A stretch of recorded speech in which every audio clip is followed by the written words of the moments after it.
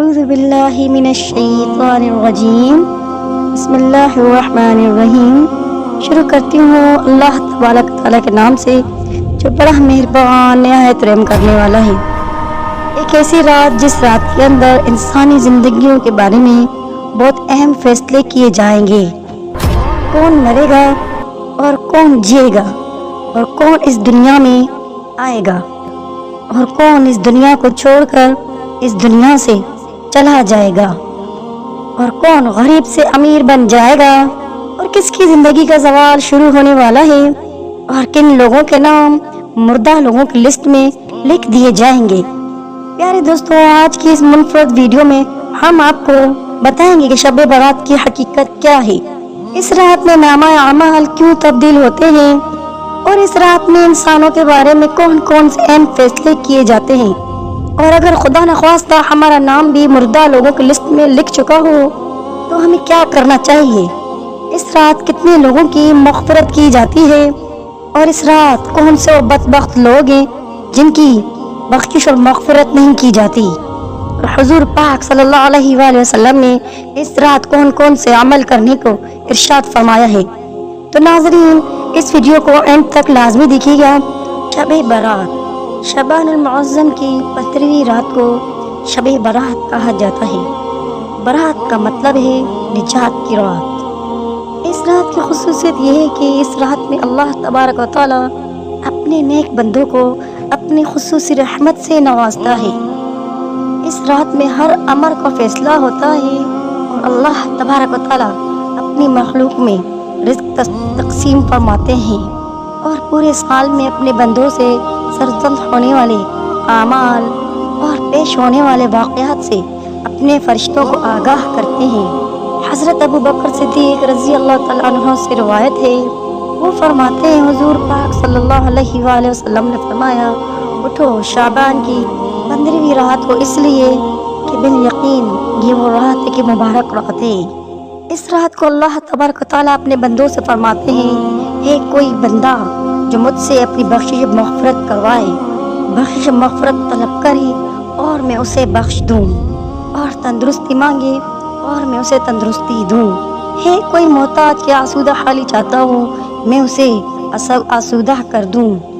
چنانچہ صبح تک اللہ تبارک و تعالیٰ یہی ارشاد فرماتے ہیں حتیٰ کہ فجر ہو جاتی ہے۔ حضرت علی المرتضیٰ رضی اللہ تعالیٰ عنہ سے روایت ہے کہ رسول اللہ صلی اللہ علیہ وآلہ وسلم نے فرمایا، جب شعبان کی 15ویں رات ہو تو تب قیام کرو اور دن کو روزہ رکھو، کیونکہ نصف شعبان کی رات سورج غروب ہوتے ہی اللہ تبارک و تعالیٰ آسمان کی طرف نزول فرماتے ہیں، اور 4 لوگوں کو چھوڑ کر باقی سب کی بخشش کرتے ہیں۔ ان 4 لوگوں میں سب سے پہلے نمبر پر وہ شخص ہے جو مشرک ہو، جو اللہ کا منکر ہو، یعنی اللہ پاک کی ساتھ میں غیر اللہ کو شریک کرتا ہو۔ دوسرا وہ جو اپنے دلوں میں دوسروں کے لیے کینہ رکھتا ہو۔ تیسری وہ جو اپنے رشتہ داروں سے قطع تعلق کرتے ہوں۔ چوتھے نمبر پر بدکار عورت اور مسلسل شراب پینے والا۔ ایسا ہرگز نہیں کہ ان لوگوں کی کبھی بخشش نہیں ہو سکتی، بلکہ سبب یہ ہے کہ وہ اپنے گناہوں سے سچی توبہ کر لے۔ بے شک اللہ رب العزت بڑا غفور الرحیم اور معاف کرنے والا ہے، اور کیونکہ توبہ کرنے کی توفیق بھی اللہ تبارک تعالیٰ کی طرف سے ہے۔ بس جب تمہارے دلوں میں یہ خیال غالب آ جائے کہ میں نے اپنی زندگی میں بے شمار گناہ کیے ہیں تو توبہ کر لو، بے شک پاک ہے وہ ذات جو تمہیں توبہ کرنے کی توفیق دے گی، اور اس بری عادات سے تمہارے چھٹکارے کا سبب بھی بنا دے گی۔ بس تم اپنے رب کی طرف رجوع کرنے میں دیر نہ کرو۔ حضرت عائشہ صدیقہ رضی اللہ تعالیٰ عنہ فرماتی ہیں کہ حضور سرور کونین صلی اللہ علیہ وآلہ وسلم نے مجھ سے فرمایا، اے عائشہ، کیا تم نہیں جانتی کہ آج کی یہ شب نصف شعبان کی شب ہے؟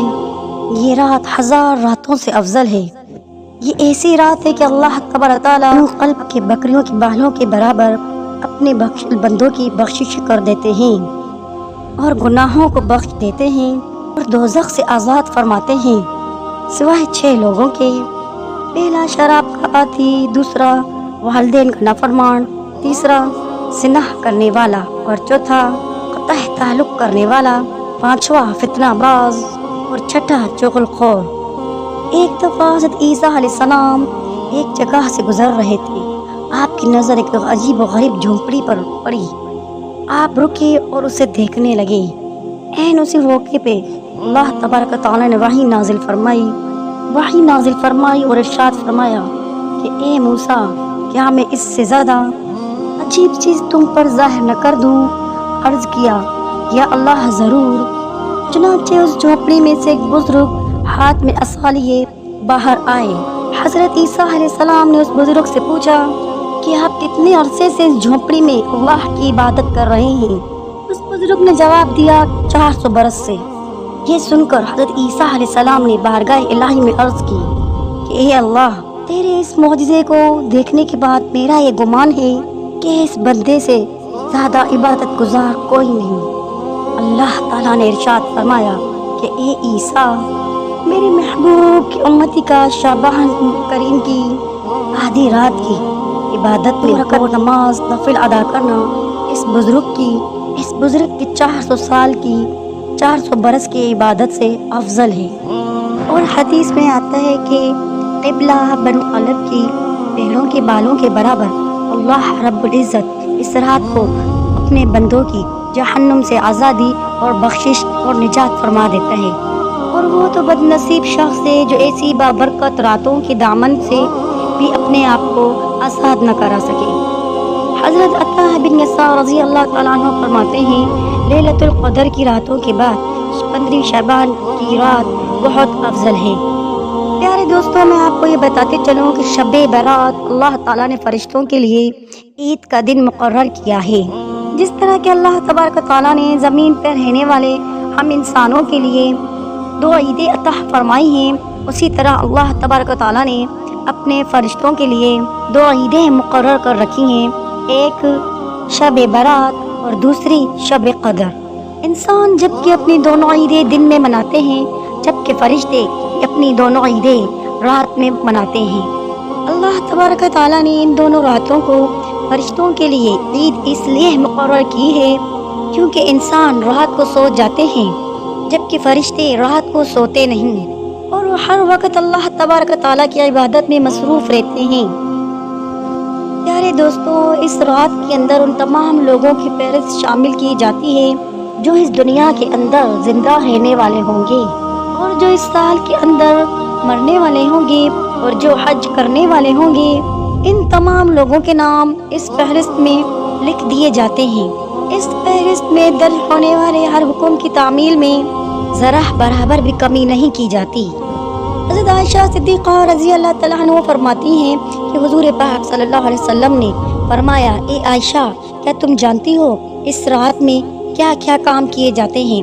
तो हज़रत आयशा सिद्दीक़ा रज़ी अल्लाह तआला अन्हा फरमाती हैं कि या रसूलुल्लाह सल्लल्लाहु अलैहि वसल्लम, मुझे नहीं मालूम। तो हुज़ूर पाक सल्लल्लाहु अलैहि वसल्लम ने फरमाया कि इस रात में जितने भी लोग इस साल में पैदा होने वाले होते हैं उनकी फहरिस्त तैयार की जाती है और इस रात में जितने भी लोग इस दुनिया में मरने वाले होते हैं उनकी फहरिस्त दर्ज की जाती है और इस रात में लोगों के साल भर के अमाल उठा लिए जाते हैं और साल भर का रिज़्क लिख दिया जाता है और रिज़्क उतारा जाता है।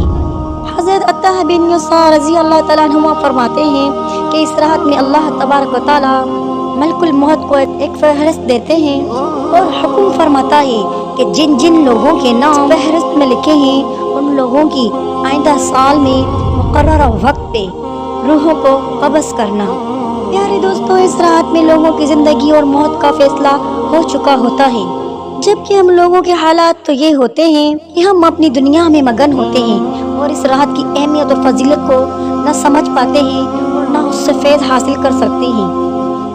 कोई आइंदा की तैयारियों में लगा होता है, कोई साल भर के रोज़ी रिज़्क और कारोबार के कामों में लगा होता है, कोई शादी की तैयारियों में लगा होता है, कोई अपने घर के मामलात में फंसा होता है, जबकि उसे ये मालूम नहीं होता कि आइंदा साल आने वाले वक्त में उसका नाम मुर्दा लोगों की फहरिस्त में लिख चुका होता है। हज़रत उस्मान बिन मोहम्मद रज़ी अल्लाह तआला अन्हु फरमाते हैं कि हुज़ूर पाक सल्लल्लाहु अलैहि वसल्लम ने फरमाया कि ایک شعبان سے دوسرے شعبان تک لوگوں کی زندگی منقطع کرنے کا وقت اس رات میں کہا جاتا ہے، یہاں تک کہ انسان شادی بیاہ کرتا ہے اور اس کے بچے پیدا ہوتے ہیں، حالانکہ کا نام مردوں کی فہرست میں لکھا جا چکا ہوتا ہے۔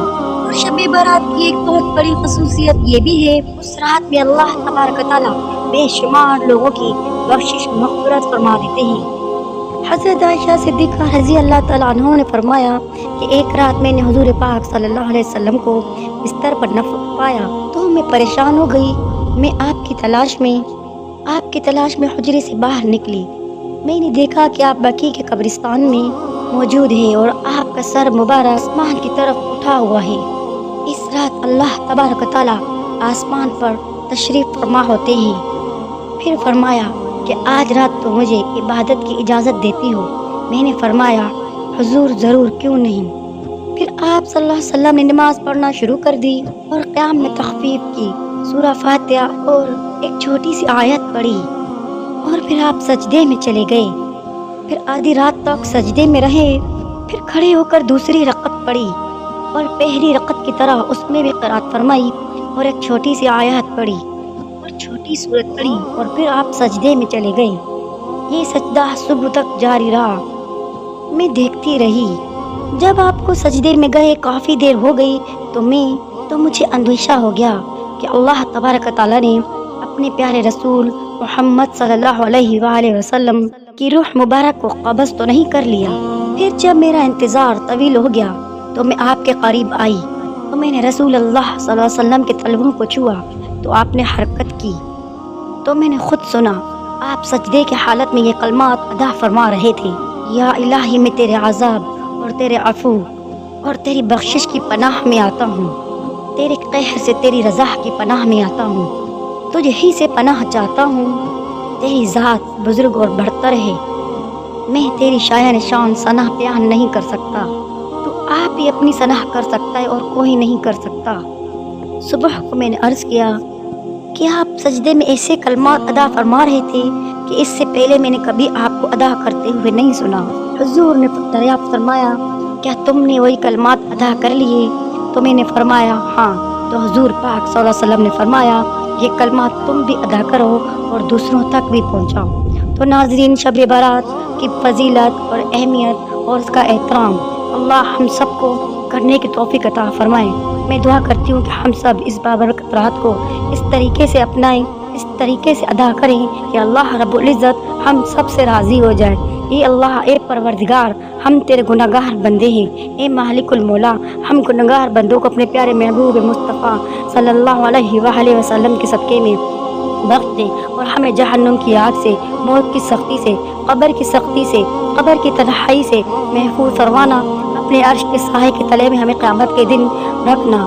یا اللہ، آج کے اس دن میں جو بھی لوگ آپ سے جس طریقے کی بھی دعائیں مانگے ان کی حاجات کو پورا فرمانا۔